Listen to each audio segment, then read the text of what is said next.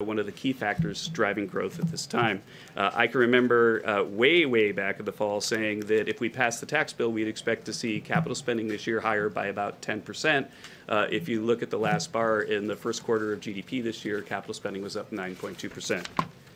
Next slide, please. There are a number of other things that we could look at, and believe me, we could go on all day, but I promised Sarah I'd stop at about 10 minutes. This is one of the ones that I find most striking because it has such a big impact on our outlook for small business. So right now, small businesses are as optimistic as we've ever seen since we've begun surveying them. And I think it's also interesting to see, like you can say, well, and sometimes people in the Obama administration will say, well, we just set this economy up for the president. But you can see a clear break in this chart at the election. And so President Trump promised that he would cut taxes, that he reduce taxes on small business, and that he would reduce the heavy regulatory costs that were imposed on them by the previous administration. And you can see even before he began to act, that sentiment turned around. Have the next slide, please. And that's helped lead to something that is really one of the more remarkable labor markets that we've ever seen. The job market right now is about as strong as I've ever seen. And there are a lot of different ways to put it in perspective, but for me, the easiest fact is just that it's only 7 times back to 1970 that we've had an unemployment rate below 4%, and 2 of those months were the last 2 months. And we expect that will continue. As remarkable as that chart is, I think the next one is one of the ones that I think moves me even more.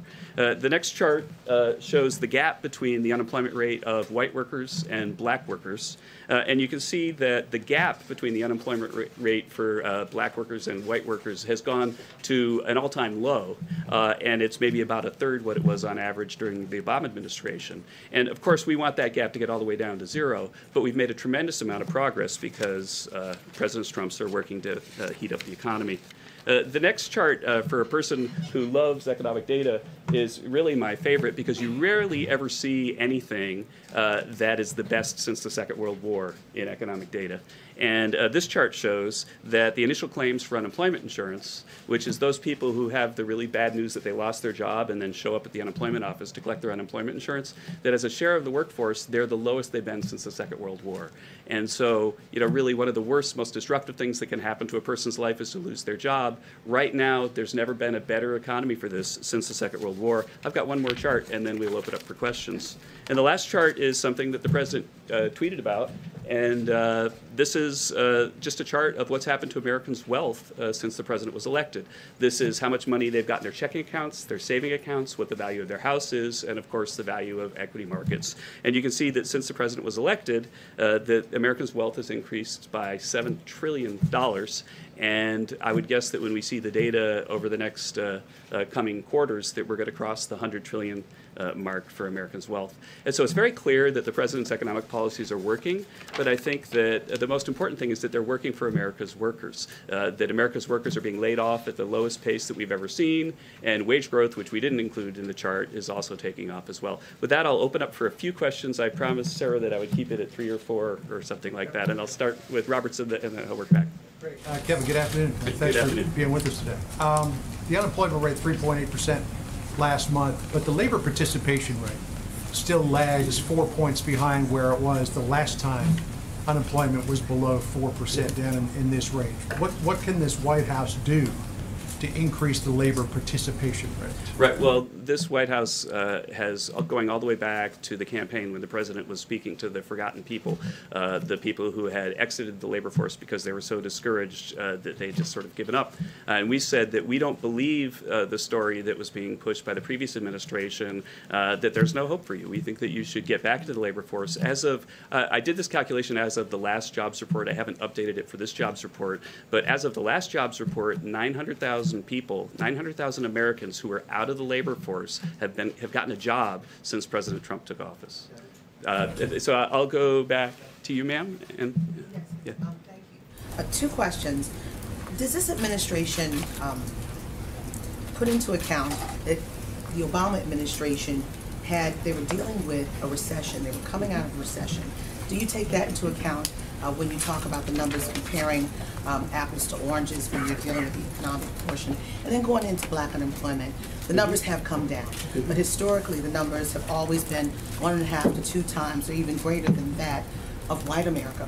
Will this administration, since you love to tout those numbers, effectively target in to bring that gap to Thank you nothing? for that question. So first, the Great Recession, that was the targeting point, is something we've been working on. But first, the Great Recession absolutely slowed growth in the early years of the Obama administration. But normally what we should have seen in the economic recovery is that at the end of the administration, that the capital spending and everything else would be getting back to normal. And that wasn't happening. And that was clearly in the data. As for the targeting, I think that one of the things that we've spoken in this room about before, that the president talks a lot about, is it's increasing jobs in goods-producing industries. That's manufacturing and construction. Those goods-producing industries are creating jobs right now at a pace that's just a little bit under 50,000 a month, and that pace is about double what it was under the previous administration. It's precisely the thing that the president's been targeting, and if you look at the racial disparities across different professions, that it's the good-producing industries that are in part responsible for the big reduction in the black unemployment rate. I will let you have one follow-up. I'm sorry, because I think, yes. Okay, I'm sorry. Thank you for that. So, but when it comes to construction, it's known more so as a boost for Hispanic workers. What specifically are you going to do to target for African Americans, since you are talking about, I mean, you guys tout The this president's quite policies a are clearly working. The gap is the lowest in history, and his policy is to target goods-producing industries, and he's been very successful at that. Can I move back here, yellow tie? Yes, thank you. Let's turn to trade for a second. The United States has its stance right now on possible tariffs. China has its stance on possible tariffs. Have you guys at all modeled at all, if there is a trade war between the U.S. and China, how that would impact the U.S. economy? And as well, you've had Republicans over the last couple months who have said the one thing that can stall tax reform, the impacts on the economy as they see it, is the president's trade policy. Are they onto something there? Look, the economic report of the president that we put out a few months ago documented something the president has talked about, I think, very emotionally at times, going all the way back to the campaign, which is that our trade deals are very asymmetric, that our markets are really open to the imports from other countries, but a lot of other countries have asymmetric treatment of us. And so, for example, in Europe, they have a 10% tariff on cars, and we have a 2.5% tariff. The president's objective is to get fully reciprocal trade deals. And if you model a future where everybody else reduces their trade barriers to ours, then that's massively good for the global economy and massively good for the U.S. economy. Now, the president wrote the book, The Art of the Deal. We're engaged in discussions and negotiations, and we're hopeful that we reach that positive long-run equilibrium. Let me move on to another one. Right here? Thanks. Thank you, Kevin. I wanted to ask you about the benefits of the tax cut legislation that the president signed into law in December. A Morgan Stanley survey found that 43% of the tax cut savings are going to stock buybacks and dividends.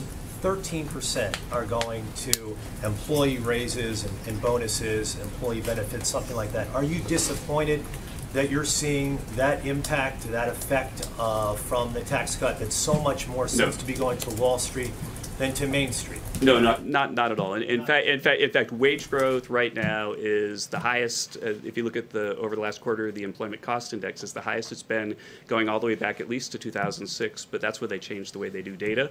That we've got more than 6 million people that have been announced to have a pay raise because of the tax bill. The average pay raise for them is a little north of $1,200. And the president said again and again, and CEA said again and again, that there'd be a $4,000 increase in pay for people if we passed the tax bill. And people said that number was completely implausible, but let's look at the numbers now. Walmart, for example, has increased the minimum wage for their workers, the lowest paid workers at Walmart, by $2 an hour. If you run that forward, that's just a little bit less than $4,000 this year.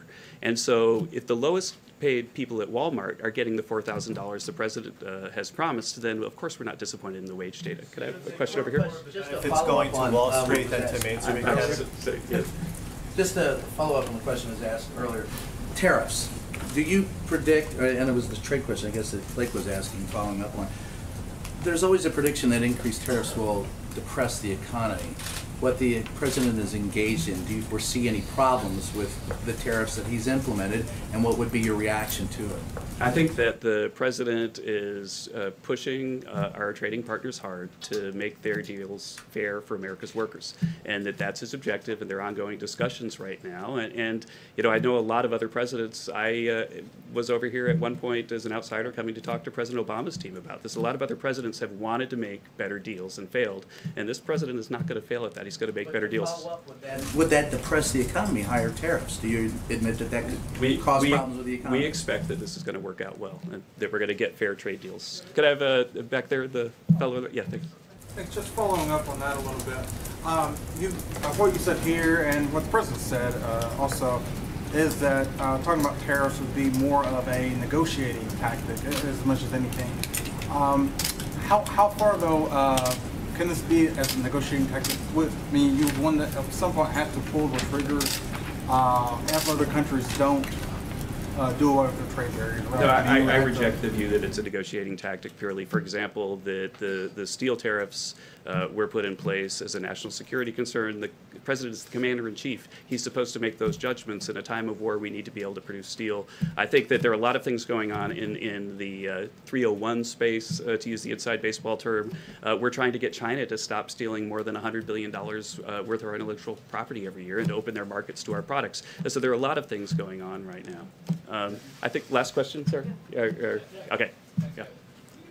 Indication of where we are in terms of the NAFTA negotiations right now. There's this idea out there that the United States might want to break up the NAFTA negotiations and do a direct deal with Canada, a direct deal with Mexico. Is that the right approach, and what do you think is coming first? I think that the president's approach is to negotiate with Mexico and to negotiate with Canada and to make better deals. And I think that you'll have to talk to Ambassador Lighthizer to get an update on the current state of negotiations. So thank you very much. Thank you all for having me. Thank you. Thanks, Kevin. Lastly, one additional update. The President and the administration applaud Senator Majority Leader McConnell and his decision to cancel the majority of the August recess and remain in session. There has been historic obstruction by Senate Democrats, and there is a long to-do list, including important nominations and appropriations bills that we hope they can get taken care of. And with that, I will take your questions. Jonathan. Sarah, on the president's decision to disinvite the Eagles, he's suggesting this is about the national anthem. Is the president aware that not a single player on the Eagles through the entire season knelt for the national anthem? The president's position on not just the anthem has been clear, but let's not forget this isn't. There were 80 members of the Eagles organization that RSVP'd and committed to attend this event as recently as Friday, as well as over 1,000 fans of the Eagles organization. And the Eagles are the ones that tried to change their commitment at the 11th hour. And the president, frankly, thinks that the fans deserve better than that. And therefore, we changed the ceremony to be a focus on celebrating our great country. Why is he Pamela? acting like this is about the national anthem? And is he concerned that we heard from Steph Curry and from LeBron James the suggestion that whoever wins the NBA championship, they're unlikely to be here? Is this about something more than the national anthem? Something other than the national anthem? Look, if this wasn't a political stunt by the Eagles franchise, then they wouldn't have planned to attend the event and then backed out at the last minute. And if it wasn't a political stunt, then they wouldn't have attempted to reschedule the visit when they knew that the president was going to be overseas. And if this wasn't a political stunt, they wouldn't have waited until Monday, well after 1,000 of their fans had traveled and taken time out of their schedules to offer only a tiny handful of representatives to attend the event. Pamela? Clear on that point. This isn't about the national anthem. It's about so few players coming in the end, correct? Certainly the president has been very clear what his position is in regards to the national anthem. We've never wavered on that. The president thinks that people should stand for the national anthem, particularly when it comes to the NFL. It's not about a particular team. It's about having pride in our country and about being respectful to the men and women who have fought and died to preserve our country. In terms of this, the Eagles are the ones that changed their commitment at the last minute. The president felt it was appropriate to change the event to be a ceremony to celebrate our country. Just to follow up, Sarah, Catherine, really important on keep yesterday going. on the statement that you made, you referred us to the outside counsel on the Don Jr. statement that the president was involved in. The outside counsel did weigh in, saying that yes, the president did dictate the statement. Rudy Giuliani was on CNN saying it was a mistake to say that the president didn't dictate it. So do you want to correct the record on your statement from August when you said he certainly didn't dictate? Once again, I'm not going to go into detail and go into a back and forth. And I know that you guys would love to engage on matters of conversations between the special counsel and the outside counsel, but we've purposefully walled off, and I'm not going to comment on the outside counsel. Outside counsel in August as well, but you still talked about it. So why can't you correct the record now? Again, I'm not going to answer questions that deal specifically with conversations between the outside counsel and the special counsel. Not to answer the question. Again, I am not going to get into a back and forth with you on that, and I'd refer you to the outside counsel. Catherine. Sarah, President Trump won Pennsylvania by a narrow margin. The GOP is looking to pick up a Senate seat there. Does he risk alienating key voters in that state by both by disinviting Eagles, but also by the statement that the team abandoned the fans? Certainly, we would hope that all of the people of Pennsylvania would share the president's commitment to the national anthem and the pride that we have in our country, and certainly not meant to be a slight to anyone, but frankly, a reaffirmation of what a great country that we live in, and to stand for the national anthem is something the president has been very clear on. Sarah? Thank you, Sarah. On Thursday, Prime Minister Abe will be here to meet with the president. What will be on his agenda going into the meeting in terms of will they discuss trade issues? And the president said the other day that Japan, China, and South Korea can provide economic assistance to North Korea. And does the president plan to raise this issue with Prime Minister Abe? I'm not going to get ahead of the president's meeting with the prime minister, but we certainly anticipate the summit with North Korea that will be next week to come up, as well as trade issues and other matters, and we'll be happy to provide a readout, and the president will speak to that tomorrow. Josh? Sorry, I'm going to keep going. Josh, go ahead. EPA Administrator Scott Pruitt asking we reported today to help his wife get a Chick-fil-A franchise. Does the president think that's ethical behavior? I haven't spoken with the president about that since that report came out. Matthew? One follow-up for you, Sarah. Back to her question. I'm asking really about the special counsel, the outside counsel. The only question is, do you think your statement in August was accurate? Your statement, not this. Was your statement accurate or inaccurate? Again, I know you want to get me into a back and forth with you on this conversation. Back and forth. You said something. We just want to know if it was accurate or not. Look, I know your goal is to engage me in a conversation about matters dealing with the outside counsel, and I'm not going to do that today. Not about the outside counsel. You said something from the podium. Was it accurate or not? That's all we want to know. I work day in, day out, and I believe, frankly, with the majority of you here in the room, I think you all know I'm an honest person who works extremely hard to provide you with accurate information at all times. I'm going to continue to do that, but I'm not going to engage on matters that deal with the outside counsel. Justin? I wanted to ask about OMB, but just to follow on this quickly, and I think you were asked the question earlier, is the reason that you're unwilling to engage on this because either you have already or you anticipate yourself having to talk to the special counsel about this statement? It's because the appropriate venue for these questions to be addressed would be through the outside counsel, and that's why I would refer you to them to answer them. So on OMB, they issued a revised rescission request today, and it withdrew the proposed cuts on Hurricane Sandy recovery funds, Ebola funding. I'm wondering if we should see those retreats as the administration inaccurately concluding at first that those were money that was no longer needed, and if that's happened just in the last couple of months, why that wouldn't be true for other areas of the budget that the administration has targeted going forward? Not necessarily, but I would refer you to OMB to get into the details of that, and we'll be happy to provide additional information also over the next few days on specifics with rescissions. John? Sir, the president again took a stick to his favorite piñata, Jeff Sessions, today. What is the president's goal here? Is it just simply to remind the Attorney General that he's really PO'd at him and he's not going to let him forget it? Is he trying to get him to quit? Is he trying to emasculate him and holding him up? I mean, what is the president trying to do? Look, the president's made his position on this extremely clear, and I don't have anything to add beyond that. Sager, just because you laughed the hardest at John's joke, I feel like you earned the right for the next question. Sarah, the president tweeted today that he was concerned that the FBI was weakening or slow-walking the DOJ and IG investigation into the Hillary Clinton email investigation handled by FBI Director James Comey. What is he basing that concern on? Is it based on conversations that he's had with FBI personnel currently, or is it simply an observation based on the past? Look, I think the president would like to see this process move faster. They've been obsessed with a number of other issues in which they've spent a great deal of time on. I think you'd like to see some of that spread out and some time spent on that. Does he think it's appropriate to encourage the Inspector General to release it based on his timeline rather than their own? The president wants full transparency in this process, but he also wants it to be expedited and completed quickly on all fronts. Andrew? Thanks, Sarah. I wanted to follow up on Josh's question and Sarah's question, but in a larger sense. The president, whether it's on his Twitter account or otherwise, keeps saying things that are not borne out by the facts, whether it is the Eagles thing is about the national anthem, or we got $6 billion for opioids and getting rid of that scourge that's taken over our country, and the numbers are way down. We have thousands of immigration judges. And so the president keeps saying things that aren't true. And this thing with dictating the statement. What's the question? Sorry, Andrew. We could get there.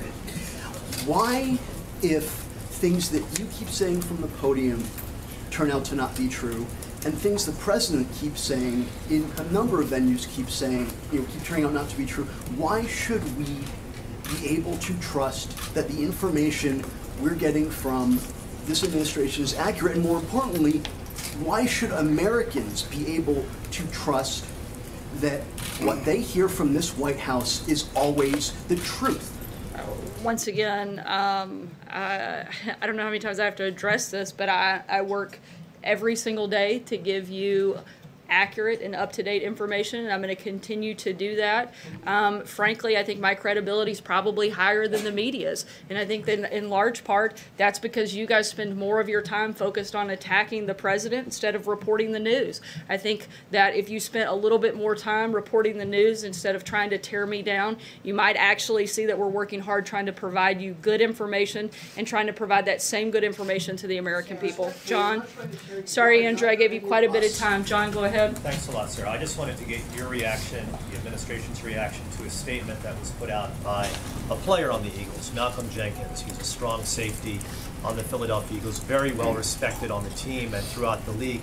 He put out a statement today in which he said that the decision that was made by the president to cancel this event celebrating the Super Bowl victory by the Eagles paints the picture that these players are anti-America, anti-flag, and anti-military. What is your response to what Malcolm Jenkins put out in a statement today?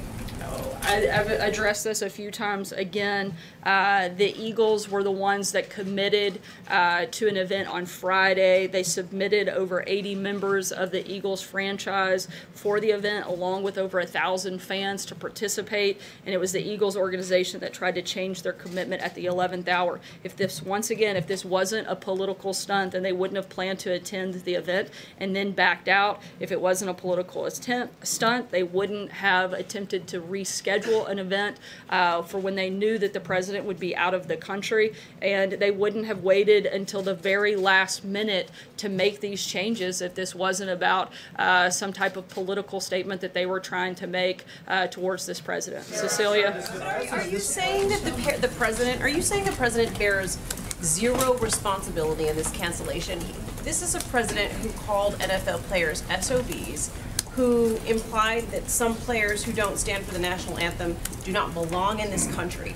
Does he bear zero responsibility for players like the Warriors and the Cavs not wanting to come and the Eagles bailing on this? The president his position hasn't changed on this throughout the process, and the president's position was very clearly stated in a number of forums and venues, and the Eagles made the commitment to come and to be part of that event well after the president had established his feelings in regards to the national anthem. And once again, they made that change at the last minute, not the president. He's the one that has been completely consistent in his viewpoint when it comes to this. Steve? Sarah, the president last year broke with recent tradition and did not host an iftar dinner. Is the president hosting such a dinner this year, and can you tell us how the invitees were selected? He is hosting a dinner tomorrow evening. There will be a roughly, I believe, about 30 to 40 different attendees. I'd be happy to provide you with more specifics, but I believe that it takes place around 8:45 tomorrow evening. Blake? Sarah, thank you. Let me ask you about two possible trade deals. The one involving the Chinese, in which it would be $70 billion of buying American products. The United States would back off its threat of tariffs. Is that something that President Trump would support? We're in the negotiation process, and as Kevin said, and as the president stated many times before, our focus is on making sure we get good deals. I'm not here to make an announcement on what those look like, but he's going to continue pushing forward to make sure that he gets the best deal for American workers. John? Real quick on NAFTA, Larry Kudlow said today, Eamon referenced it, that maybe the president wants to deal with Canada solely, with Mexico solely, and that the idea of negotiating NAFTA might be gone at this point. Is the possibility of getting to a NAFTA deal done as this administration sees it? It's not done, but again, the president is open to having individual deals, but he's looking at the best way to make sure he gets the best deal possible for American workers, and whether or not that's through NAFTA or other means, those options are on the table. John? Yeah, thank you, Sarah. Back to the issue of presidential pardons. There's been considerable furor in Illinois among Republicans, particularly supporters of the president and allies in Congress, such as Congressman Randy Hultgren, about him even suggesting commuting the sentence of former Governor Rod Blagojevich. Several party activists and colleagues of Congressman Hultgren are becoming increasingly outspoken. Is he going to go ahead with the commutation, or is he backing down, and is he aware of the criticism from supporters of his? The president hasn't made a final decision on that, but as you know, the president doesn't base his decisions off of the criticism of others, but on what he thinks is the right decision to make, and that's what he'll base it on. Dave? Sarah, the president is also meeting with lawmakers here this afternoon. What's on the agenda? A number of items will be discussed at that event, and we'll be sure to provide info afterwards. Hunter? Does the president still think his response to the hurricane in Puerto Rico deserves a 10 out of 10 score, now that estimates say almost 5,000 people died there? The federal response, once again, was at a historic proportion. We're continuing to work with the people of Puerto Rico and do the best we can to provide federal assistance, particularly working with the governor there in Puerto Rico, and we'll continue to do so. Peter? Any concern about the massive volume of the death toll there? The administration came out in support of the bakers' freedom of expression in yesterday's Supreme Court case. I guess I'm asking, why are athletes' rights to express themselves freely any different than the bakers? When it comes to the bakers, we're pleased with the Supreme Court's decision. The First Amendment prohibits government discriminating against the basis of religious beliefs, and the Supreme Court rightly concluded that the Colorado Civil Rights Commission failed to show tolerance and respect for his religious beliefs. In this case and others, the Department of Justice will continue to vigorously defend the free speech and religious freedom First Amendment rights. So I guess my question is simple. So if the White House supports the bakers' right of free speech, why doesn't the White House support the players' right to free speech? The president doesn't think that this is an issue simply of free speech. He thinks it's about respecting the men and women of our military. It's about respecting our national anthem, and it's about standing out of pride for that. Sorry, take one last question. Will he commit to a roundtable? Police-involved shootings. Will he commit? Will the president then, if it is about free speech and he supports these ideas, will the president commit to a roundtable with America's athletes on topics of social injustice? Certainly be happy to ask him. See you later.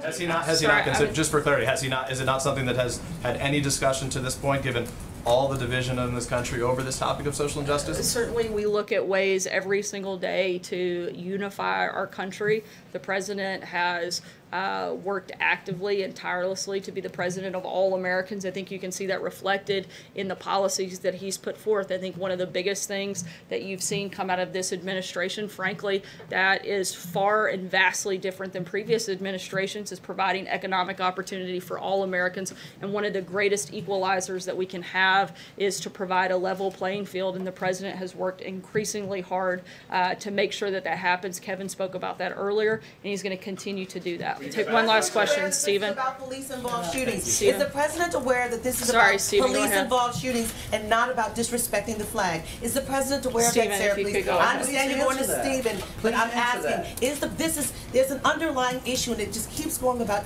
disrespect of the flag and soldiers. There are black and brown soldiers that fight in the military as well, who feel that taking a knee, bringing attention to police-involved shootings is something that this White House should deal with. Is the president aware that taking the knee is about police-involved shootings? The president has made his position crystal clear, and that it's about, I let you rudely interrupt me and your colleague. I'm going to ask that you allow me to finish my answer. I would be happy to answer it if you would stop talking long enough to let me do that.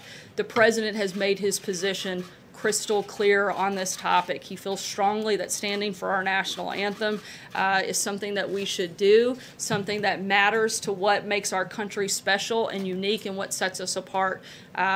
He's not going to waver on that, and he's not going to apologize for it. And frankly, more than 70% of Americans agree with him on that matter. If you go back to what the original intent was, this has been made a political argument of which the president is not going to back down from, and he's been clear on it. Stephen, last question. April, I've addressed your question. I'm not going to continue to engage with you. Stephen. The NFL is now telling people they have to stand. Will the president deal with the issue of police-involved shootings? I'm going to deal with the issue of addressing your colleague's question. But it's a real question. Can you take it to the president and come back to us with it? Stephen, go ahead. Always happy to yield to a colleague, but let me ask you about Scott Pruitt. Because the two Republicans who represent Iowa in the Senate have had it with the EPA administrator. Chuck Grassley said that Pruitt has betrayed the president. Joni Ernst says that Pruitt is as swampy as you can get. Josh and his colleagues report in the Washington Post today new elements of just how swampy that is. So let me ask you, how is it, in the face of all that we've learned, how is it that President Trump continues to have confidence in the EPA administrator, assuming that he still does? Once again, I haven't had a chance to speak with the president directly about the Washington Post's new report. We continue to have concerns and look into those, and we'll address them. Thanks, guys.